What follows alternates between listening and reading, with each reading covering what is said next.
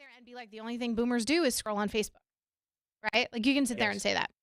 In the post, you can go in and just put up a little thing that's like, studies show that boomers are 80% of Facebook traffic, or like 55% of Gen Z don't watch. Like you can put that up after. Like you don't have to stats in the conversation. Sure. I mean, that makes a lot of sense. So yeah, because like I think that's okay. This is why I think podcasts are so popular and craveable for people, right? Is because they want to feel like they're part of a conversation. And so the really good podcasts are just sitting there and talking. And it's very meta right now that we're talking about a podcast while being on a podcast. Well, being on a podcast, yeah. And we're effectively live with a podcast. Pretty much, yeah. But we're gonna pretend we're not on a podcast. We're not live with a podcast. We're not live with a podcast right now. We're not. We're absolutely not. Okay. People like them because they're listening in on a conversation. And how much do you like when you're out in public, like listening to other people's like spilling the tea and stuff? Sure. So like when you start dumping a bunch of stats into a conversation, it starts feeling like you're in a college lecture hall and you're not sitting and listening to people spill the tea. Yeah, well, it feels like an infomercial. Yeah. Which like it's not 2 a.m. right now. So it's 2 a.m. somewhere. That's true. So if you want the extra clean teeth, use this high-powered brushing motor. That works. Yeah, there we go. Right? Or somewhere else. I don't know. Somewhere overseas, it's really late. And they're watching this. True. Yeah. So this could be, Welcome. so for them, I just did the infomercial. We just did the infomercial so that they got that feeling so we can get into the other fun stuff. Well, welcome. We're on episode, 5? 4? It feels like 5, but it's 4. Number 4. We're here. Good job counting. Cody, we have Regan this time. Mm-hmm. How you doing? I'm good. I want to be very clear that FQS has Hawaiian Shirt Wednesdays. Yes. And I don't own a single Hawaiian shirt. So I am Hawaiian vibes is what I'm going for. Hawaiian vibe We Wednesday. allow it? We allow it? Is the court decided that that's allowable? Okay. I'm getting behind the scenes approval. So we'll approve. It passes. Okay. So then congratulations. Welcome to the Hawaiian Shirt Wednesday Club. Thank you. Yeah. I'm honored to be here. We are honored to have you here. We're honored to have you here. We have exciting topics today that we want to talk about. What is our topic of today? My topic is your audience wants backstage access, not recaps. Okay. Essentially, the idea is around that there's a lot of companies that really try to focus on the primary content being potentially what is on the stage. When you look a lot at like live events, specifically the one that I think of, the easiest example I can provide is like music festivals. Mm-hmm. It's that when you're looking at a music festival, everybody wants to go and live stream or capture the music. Mm-hmm. But I think there's almost a stigma around that because artists feel nervous because ultimately their main product is their voice or their live experience. Promoters get kind of wigged out because ultimately what they feel like they're providing in a live event is access, and then they're not doing so, or by having that online they're not providing that same level of access, or they're devaluing the access that they are giving because it is a live event. But realistically, when you look at it, while that is your core, that is your core content, there's other opportunities to be able to market other facets that they want, that people are there to see that experience. But if you're going to go and provide some type of content experience, people are going to want to see something that they can't see at the live event. So with that being said, you're looking at more like backstage access, IRL content, having a more intimate one-to-one interaction with your with said artist or said content creator, because that's where the intimacy and authenticity comes from that ultimately is going to convert for like your online audiences. Yeah, so I actually have an interesting thought on this. Sure. That I don't know if we've talked that much about, but it kind of popped in my head while you were going through it. So a promoter, an artist, an event, right? They're selling tickets. People paid money to be there at the experience. They're at the experience. They don't want to pull up their phone and watch an IRL stream. Sure. you have people at home who maybe already have tickets to when the concert's coming to their area, right? So they don't particularly care about watching a poor quality, like, phone stream of a thing that's happening, or they don't even necessarily want to spoil themselves by seeing their performance. Sure. I think that there's a really interesting angle here that a lot of times even we don't think about. Okay. When we talk about sending someone in with an IRL backpack or doing backstage interviews, we're talking about an online audience. And I think that's important. I think the online audience in the moment is really powerful for extending who you are and what you do and your reach and your ability to make money and your ability to sustain, which is something that is, especially in the music industry, like, very hard to grasp. So you're really looking to monetize everywhere that you can without selling out. Yeah. But one of the other things, especially in music, that I think is really important to keep in mind, you go to that concert, you have this amazing time, and then you leave. And you have this, like, down. You have this, like, post-concert blues. Sure. Imagine there. if you can go back and watch well-produced content that brings you back into the experience from a different point of view. So It's almost like evergreen after the event that then you go and watch to relive the experience. Yeah, I think this is a huge missed opportunity that I see a lot of events do. Events, they have their recap videos that you said, like, people don't care that much about the recap videos. But because they were there. Yeah, they were there. Right, and so then it's really almost FOMO that they're sending that out and saying that, hey, like, look at this thing, you could have been there too. And then the people who were there, they're like, ooh, am I in the recap video? And, like, Sure. That's what you get out of it. But what you don't get is, like, reliving that dopamine rush. And I think that's so much of why social is the way that it is because people want to feel like they're in a moment or they want to re-experience a moment. Okay. And so if you can capture a moment from a different angle than what they experienced, it allows them to re-experience it fresh all over and re-access that dopamine hit. Sure. So with that being said, is it more than with that idea in mind, your thought is that through these backstage interviews or having like an IRL pack that shows like more of this behind the scenes, it creates more evergreen content that even live concert goers who were there, who obviously consume content leading up to the event, otherwise they wouldn't be a fan. Yeah. Then go and consume content Again. after. Yeah. People like familiarity. They like what they like. They want to do it again and again. They build these habits. Sure. And so many events don't seize that. You take all of these positive feelings and this momentum and excitement, and you're so tired running the event that afterwards you just shut down and you don't do anything anymore. That's true. And that's where backstage content that's happening live during the event can save you. Because if you take this extra POV, this extra content during the event, you're doing it live, you're expanding your reach during the event, you're making your sponsors happy, you're making your artists happy, you're making your influencers happy, right? All of these things. Afterwards, that content still exists, but it's something that the people at the event couldn't consume during the event. So then they turn around and become second consumers. Yep.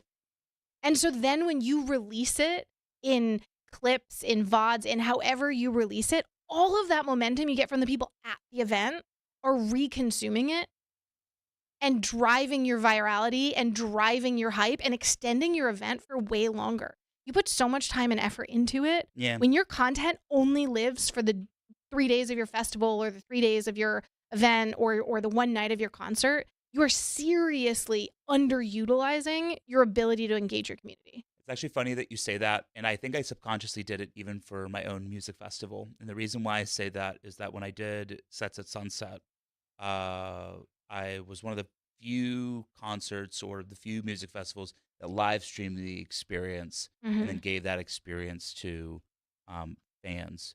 But what I did was that before or after the DJs would play, I would have them on the live stream to interview with our team before they would go live. And to your point, I think I just realized that I was like, I never was able to watch those interviews, but that would be the one interesting thing. and I've seen the content before. I've like gone through the content in the past, and the one thing that I leaned on to was like the interviews and what was talked about because I was too busy throwing the event, so I could never get that. Yeah. I could never see how that content ended up going. So to me, that was probably the most interesting because I was there watching the concert and the performance. So it probably would have been. It's a good thing for me to go and look and watch my own content. Mm-hmm. I guess is what I'm getting out of that. To that point. So I agree, but I feel like I subconsciously did it, and I think that there's a lot of music festivals and events. I think the promoters, at least the ones that I've talked to, are very much stuck on just the old model. And the Yeah. old model being that if I don't sell a ticket, if I don't sell a ticket, then the revenue doesn't exist. And marketing is ultimately building trust and content before the sale, not after the sale. So when you think about marketing as a vehicle for that, your event and your content should be trying to build ultimately that trust and experience for your next event, Mm-hmm. not your current event that you're doing, Yeah. which makes it important for that type of content to exist. There's a reason that after you go to, gosh, I think I went to Shaky Knees, maybe. There's a reason that after you go to it, you immediately get an email saying discounted tickets for next year. You don't know who the Yeah, artists because are. you're trying to ride that wave. Yeah, you're excited, you're hyped and everything. Imagine how much you can extend that wave. Even another 3 days of extension can be massive for an event that has multiple stops, right? We aren't talking about necessarily 6 months of extension. Sure. With You can't ride the content that long. you can't ride 'Cause the the event relevancy of hype it. that long. You actually can ride the content that long. So I'll give you my where's the Really? counter? Hang on. It's time for me to bring up Motionless in White. Okay. As I do. As you do. As I do. So they did a live stream of the title track of their album, of the last album. Sure. And they did like this live reaction to it. They talked to chat. It was fantastic, right? I have taken a couple clips from that and released them recently. Okay. And they go crazy viral Really? because everybody is so hungry for content around this band. Because when musicians go into album cycles, they're silent for like 6 months, a year while they're working on the album. Yeah. And maybe they're doing a tour or two and they'll like promote that, but they're like very off the grid. People are desperate to get something from them. They're desperate for crumbs. So when you have a music festival or you have a gaming event or you have a concert series or whatever, the content that you take, what you're talking about, right? Not recaps, not a 3-second highlight reel. Sure. But the actual content of like the dancers doing their choreo practice in the morning, or a fan walking into the Battery and going through the whole experience of like spending a day there before going to a Braves game, or any of that kind of content. It works in the moment. People are excited, Sure. right? Like say we're going to a World Series and you're filming that. It works in the moment. But it also works 8 months later when people are starved for content because the season's been As over. like a or the tours. repost? You find another segment of it. So we talk a lot about clipping and shorts, right? Yes. Right. And that's ultimately we're seeing all of this content ending up as short form. Yeah. You have your things that in the moment make sense. After an event and the hype things, your short form clips might be the DJ like doing their pump up before they jump out on stage. Sure. But 6 months later, your short form clip might be them talking about how much they love touring, but they miss their family when they're out there, right? Your content that grabs people is different depending on what cycle of emotion you're in. Okay. So if you're in an event hype emotion cycle, your recap videos are important. I know your topic is like, you want backstage access, not recaps. We don't want to say recaps aren't good. They're good. They're hype in the moment. Backstage is cool in the like building up that hype and showing how the show comes together. But then 6 months later, you're in this like, you're not in event dopamine adrenaline anymore. You're in nostalgia. And so your content emotion shifts from hype to nostalgia. But that backstage access covers all of that. Sure. And you can repackage and reuse it throughout a massively long cycle. I could see repackaging and reusing it. One thing that I've found, and I'd be curious as to the stats that are seen on vertical, Mm-hmm. is that when you were talking about that, it made me really think about.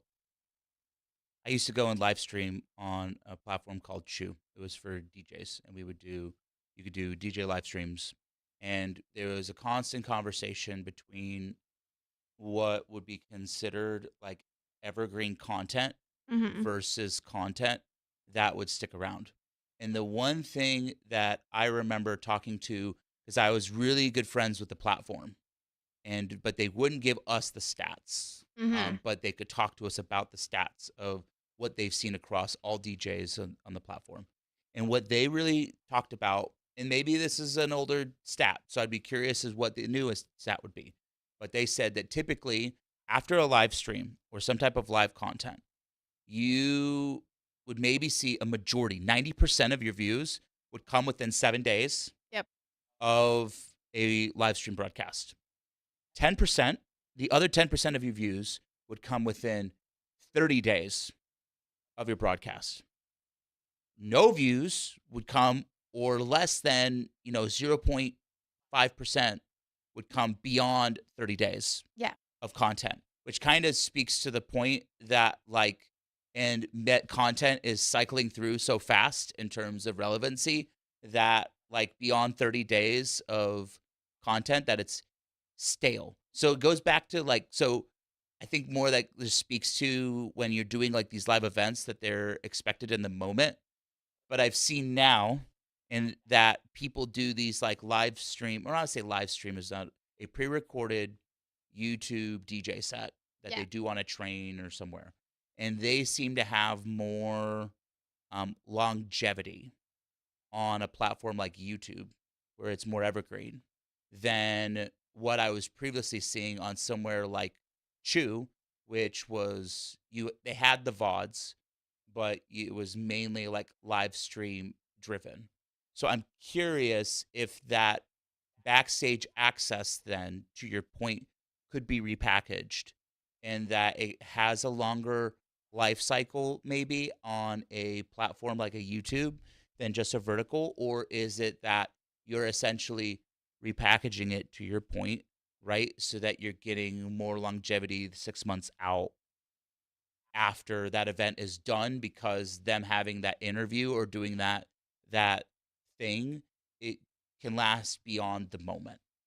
Yeah. So everything is about emotion, right? So Sure. the things that we see get really popular tend to be rage bait, because Or funny. that's really, really funny, Or really cute rage bait. These are the things. Cute rage bait. Yeah. Okay. We're We're just going to combine them. There was a space. We're going to combine them together, and then it's the most viral topic. I mean, maybe if you have Maybe. funny, Cute cute rage bait, then Angry golden. puppies. Angry, but you're right. Nailed it. Yep, that would totally Angry work. puppies. Or a puppy chasing down an angry goose or something. That would There you probably. Or a rage baiting dog. Have you seen Rage that? baiting a dog. The guy has Yeah. a treat in his hand, and he has a beagle. And he snatches the treat out of his hand, and the beagle's like, oh. If you're right. Important. Yeah. Okay. So we have a formula. We have a formula We have for a formula. reality. Yep. But We anyway, figured it so out here. everything is emotionally driven, right? So it's Sure. talking about your content around an event right before, during, and after focuses on the adrenaline. Mhm. Your content 6 months later focuses on the nostalgia. So everything is about the emotion.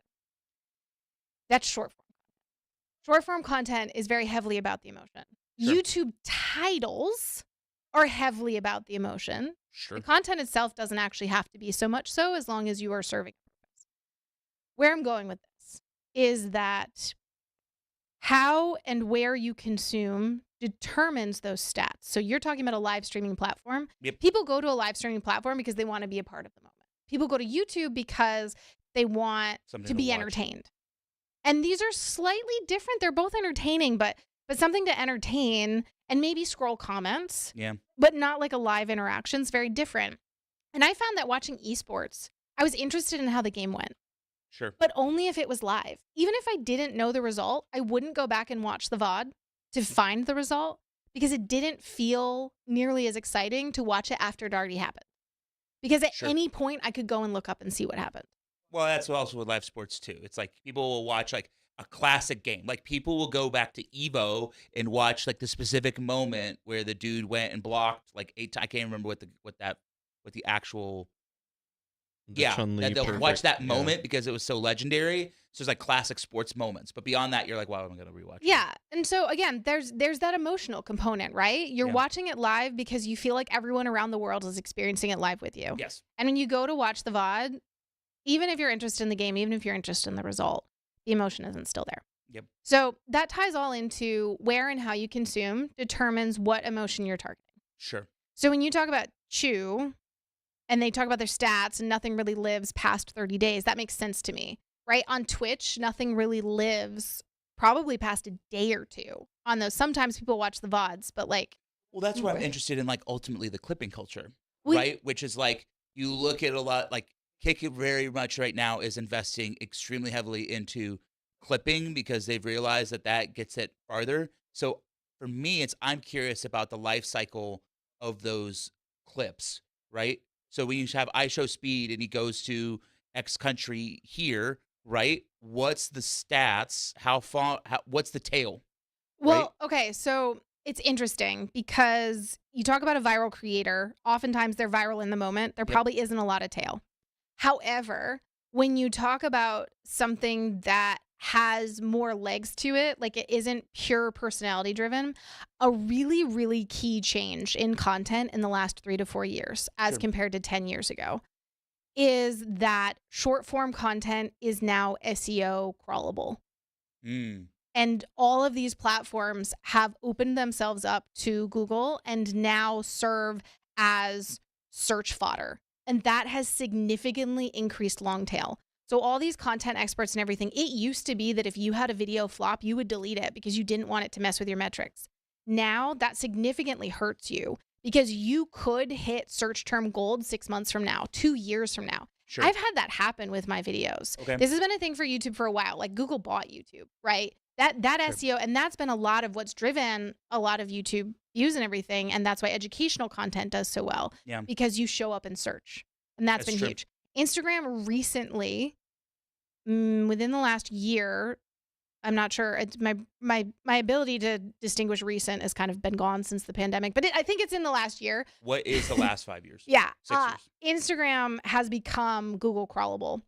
And one of the reasons I think all of this happened is because during the pandemic, TikTok blew up and TikTok took over from Google as a primary search platform. Sure. People were looking for information on TikTok more than they were looking on Google. So now TikTok does plug into Google. And when you search, you see TikTok videos pop up, right? Yeah. Like Google understood that's important for their ecosystem. Maybe TikTok understood it. I don't know the back end of that. Yeah. Anyways, all of this to be said, short form content has way more legs than it used to. Mm-hmm. And when you think about the platform that you're on and packaging for emotion, Yeah. you are much more able to access your community, your fans, your views over a long period of time. Sure. So when you do POV content, when you do backstage, when you do things that are not just the straightforward event, you massively expand the emotions that you're tapping into, which then Sure. massively expands how long you can use that content. That makes sense. I think the other note that I wanted to give is that you were talking about Motionless in White and how they have 6 months, before when they get really deep into obviously their album. But I would argue is to the point of like the backstage access is that why aren't they showcasing the process, right, of building the album in a time where everyone is not interested in they're interested in the final product, but they're interested on how the cookies are made, right? That they should be doing more content in the middle of that, showing kind of how the process of song creation is done so that they have that content that ultimately satiates their crowd until they have their final products because people are interested in that. And that's where the backstage access of the authenticity becomes. Is there a world where they can be showcasing that product, or is there a world where they can go and work with their fans, so to speak, in between their album releases? So funny you should say that. Their Okay. last album cycle, they recorded several vlog style videos about the making of different songs. They showed them in the studio. They showed like some like moments where Chris is like screaming in the vocal booth. They showed discussions with the producer. They did some behind the scenes on some music video stuff. Fans ate it up. It was amazing. None of it was live. Now this is a band that, and a lot of bands are going to be this way. In the songwriting process, there's a lot of stuff you don't necessarily want people to see. Yeah. And when this depends. There are some people, so another band, Beartooth, for example, and they've got a bunch of stuff coming up right now. They're also dominating news cycles at the moment. I went to a show and spent a whole day with the lead singer. His name's Caleb. And I did like a day in the life of Beartooth for a health magazine. And a whole story on it. And they took me through their whole day, like what they eat, like what's on their rider. I went into the tour bus with him while he did his pre-tour like workout, learned about what they did at the gym, etc. He was totally open to me being there and filming all of it, not going live the whole time, right? But he was totally on board with that. But then I was talking to these other guys from I Prevail. And they were telling me about how they were working on the new album while they're on tour. Okay. And they were sitting in a hotel like conference room talking about what would like go the most viral or what people would like. And he was like, it was the most like guys in suits stuffy conversation ever. Like we were trying to scientifically go through like what people would want and that. And he was like, and it was 0% creative.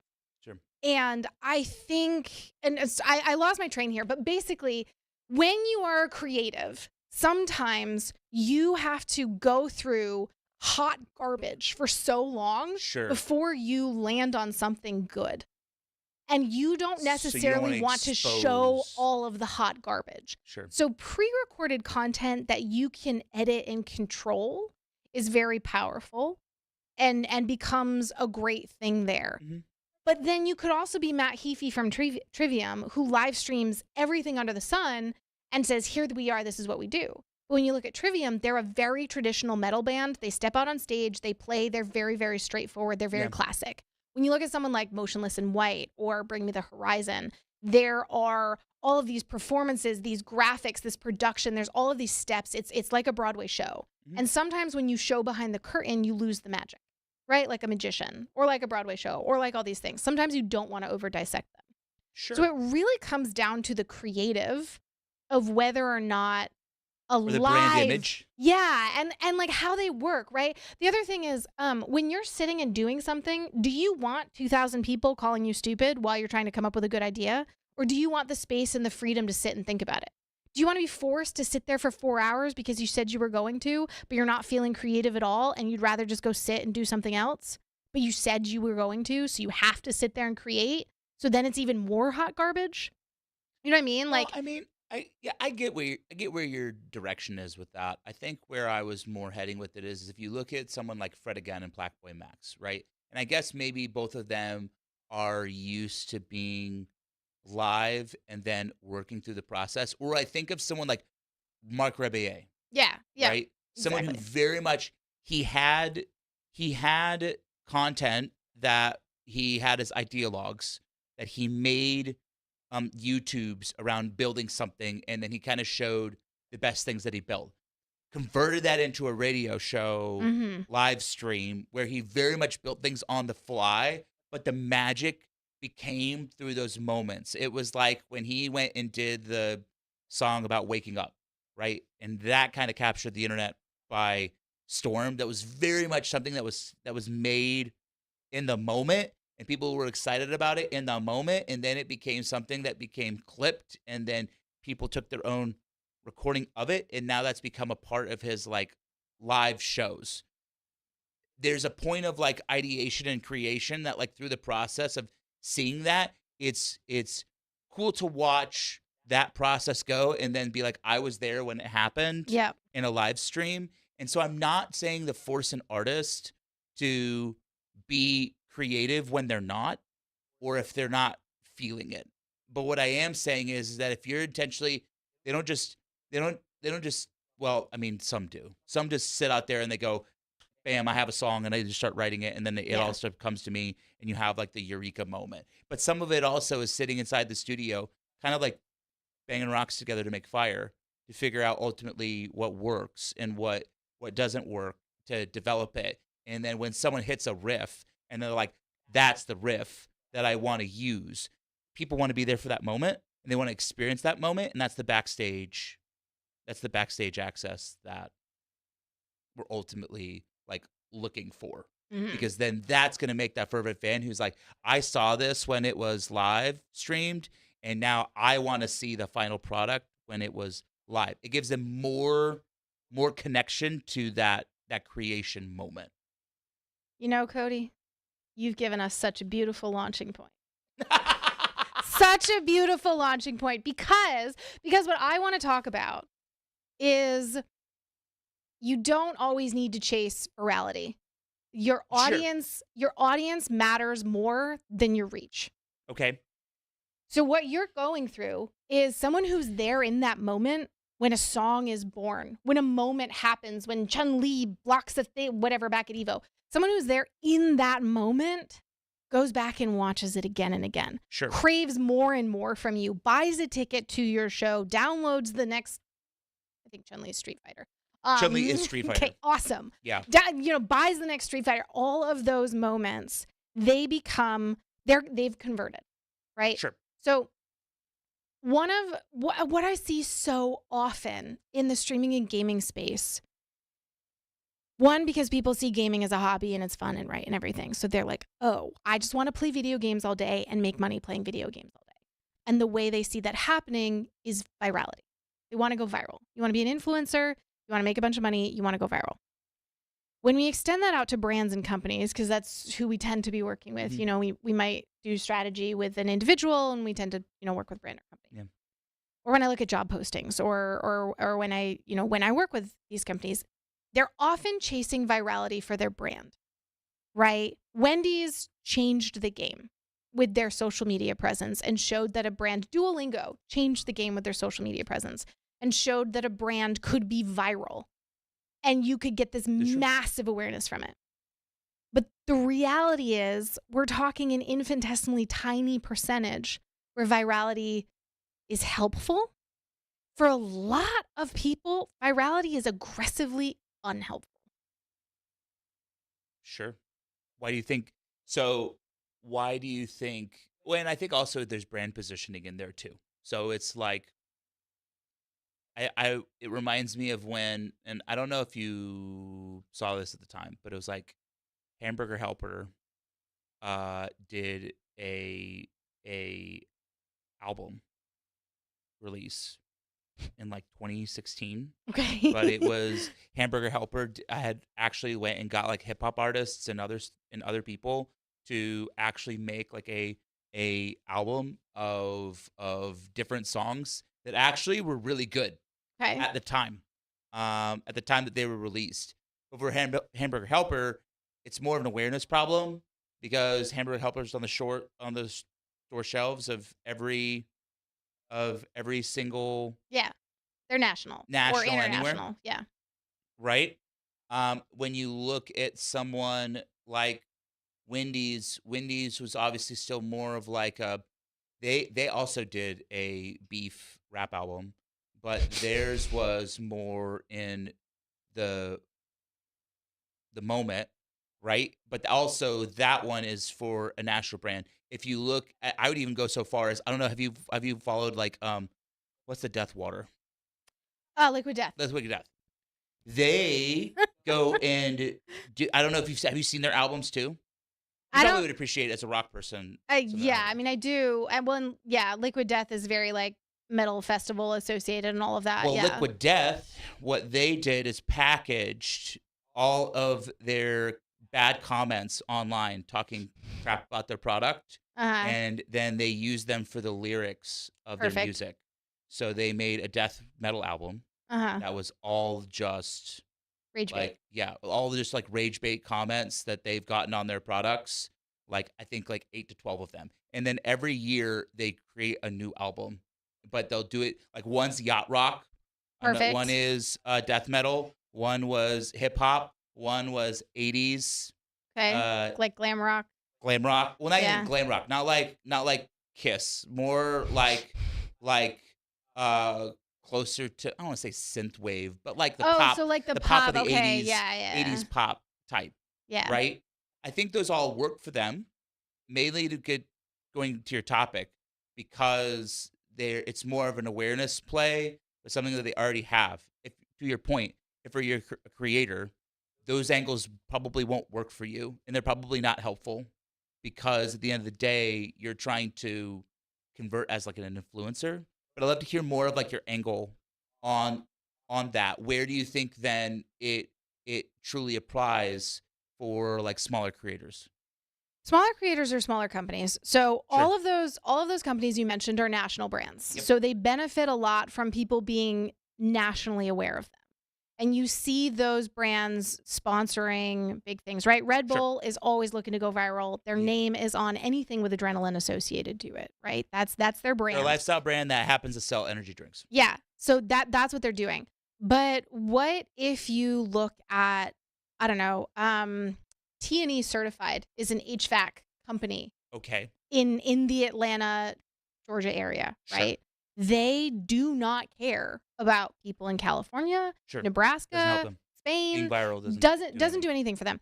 Being viral actually hurts them.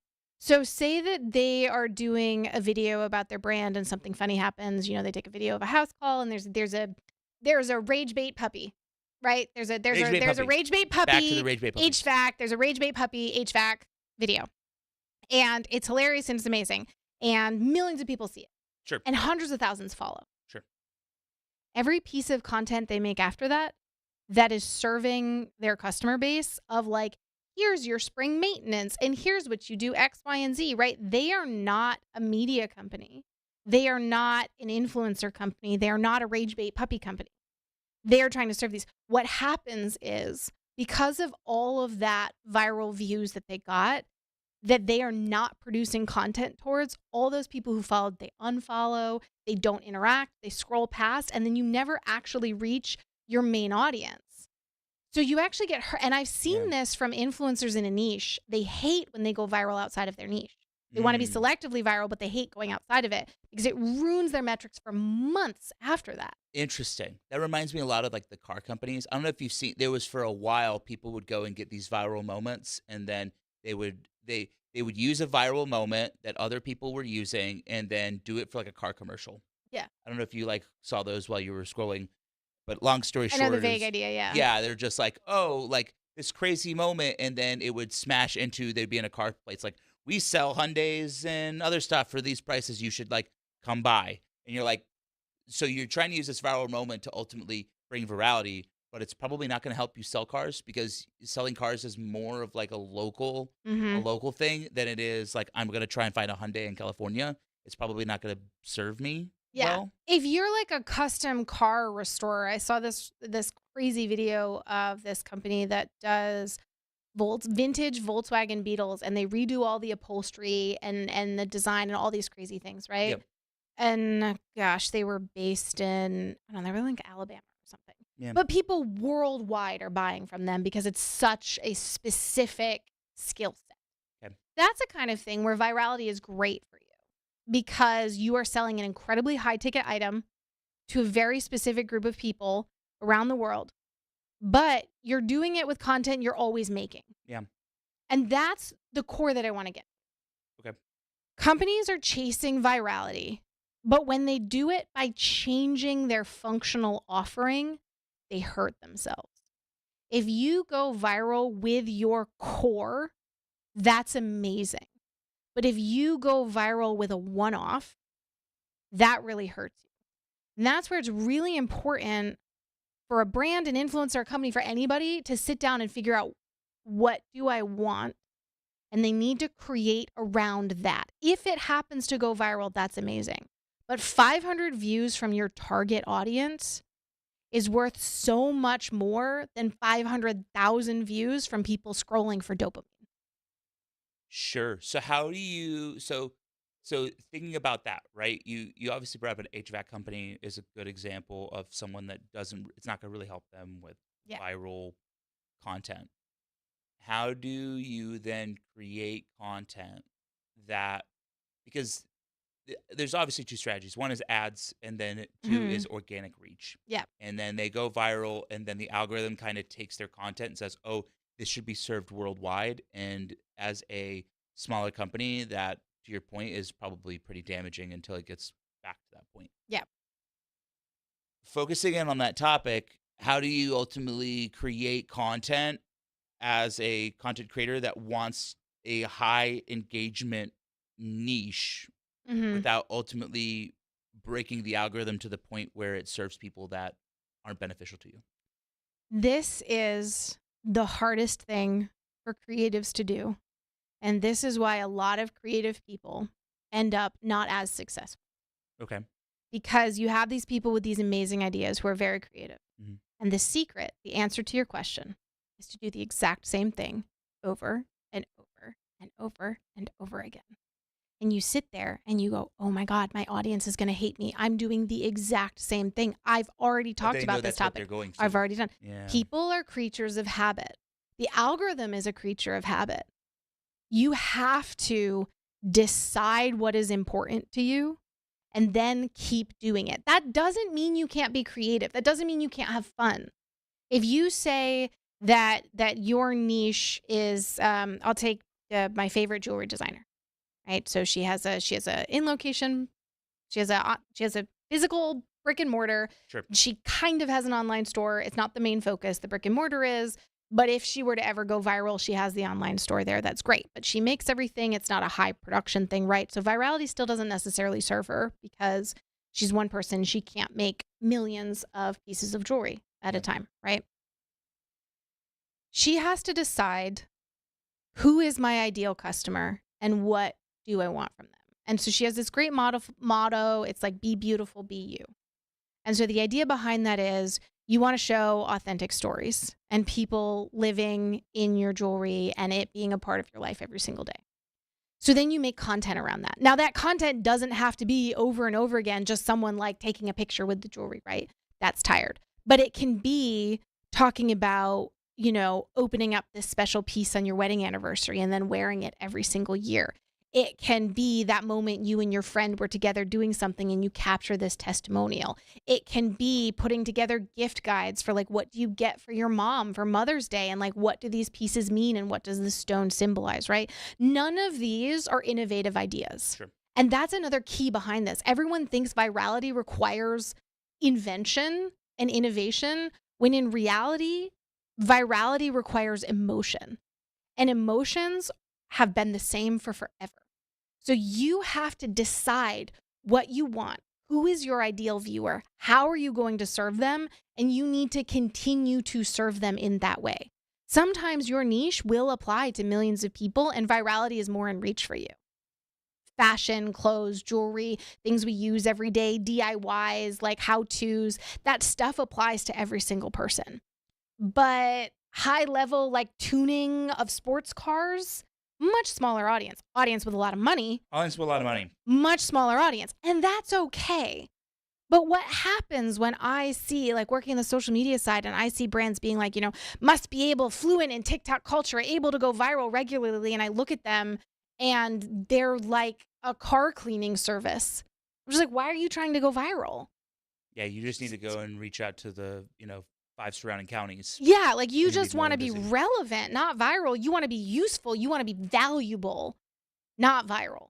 And that's such a hard conversation when you see the power of organic social and you see the power of clipping and you see the power of live streams and you see all these big brands and you think in your head, man, I want $1 billion. Not every company is $1 billion company. Not every idea is $1 billion idea. $100,000 idea is perfectly fine, is acceptable, sustains your business, grows you. It's not wrong to be relevant rather than viral. So do you think, so that being said, it's more of like a vanity metric or viewership in that sense? So many things are vanity metrics. So many things. Your reach on social media, your views, vanity metrics almost all of the time. Even more tangible things like email lists and like how many people open them, vanity metrics. Really, you'd go so far as to say that email lists? Okay, well, a lot of Apple. Apple Email list is one that I've definitely talked about in terms of owning your own audience. That like email lists are super important. I think email lists are very important, but there are vanity metrics with them. Your open rates on an email, vanity metrics.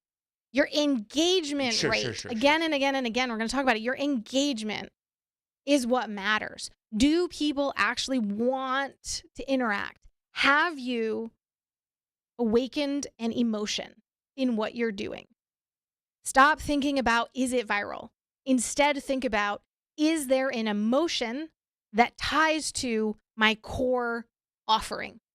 And how do you create content that is emotional, tied to your core offering, that drives engagement, that drives relevancy, that drives finding your actual ideal audience, and ultimately, honestly, it drives virality. Here's the thing. You get viral by understanding who you are, because you want to be viral regularly in your niche.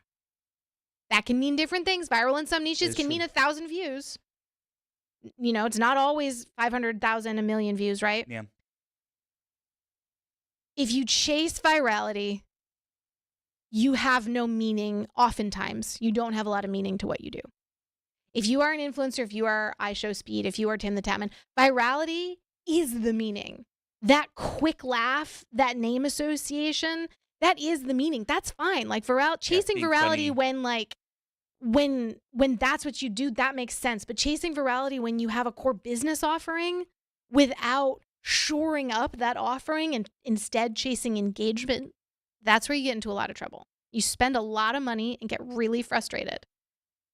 Well, because it doesn't convert. Yeah, and it doesn't address your core offering, and then you've wasted all this money. A lot of money that ultimately could have been put toward other content pieces. Yeah. That's why when we pitch a client, we're going, what do you want? Right? Yeah. That's what we're saying. We're saying, what do you want? They don't always know. That's also part of our job. Most of them don't. Yeah. Or most of them are chasing the wrong thing. Yeah. And that's part of what we do too, right? There are people who work for agencies and it's miserable and they're dying because they're juggling 50 different clients and they're trying to figure out all this stuff and there's no predictability to their life. And they want to go and they want to work for one company and they want to do the same thing over and over again. And then there are people who want to constantly talk about content and consuming content again. Yeah. And then there are people who want to create and want to be creative and want to do things constantly and want to always change and want to always be working with all these different companies. That's why we do what we do. Sure. Because it's fun. But that's the reason companies hire agencies, because they have more experience across all of those things. They don't necessarily know what they want. And it's your job to talk to them and figure out, what do you want and how can we make that happen? And almost never is the answer virality. How often is the answer it's always going viral? It's always about engagement, yeah. Right? Like yes, viewership is important for people to see the message, but conversion is where the money's at. How many people, we've had that conversation, I don't know how many times, about looking at someone, even some of the people that we've talked to. It's okay, well, we're looking at a piece of content. How many people are ultimately buying the ticket offer, buying the product, buying the game, right? Have we driven more sales than we have costs of creating the content? And I think that's something that is often forgotten in the vanity of chasing viewership, right? I think there's worlds for it. I think when you're at a sporting event, viewership is kind of like the name of the game. There's a lot more people you can serve outside of a sporting event than you can serve in a sporting event. Yep. To our point of viral brands, there's a point of if you already have penetration in multiple markets, then it makes more sense to have more awareness or cultural plays and just be a part of the conversation, because it's ultimately important. If you are a small, I don't want to say micro niche, that's almost unfair, but if you're a company that only services certain locations, you have to be more targeted than that. It's more important about conversion than it is Yeah. about. Even so, like I'm a Dota 2 player. That's my niche, a rapidly shrinking niche. Sure. I don't. Rapidly. Yes, very rapidly.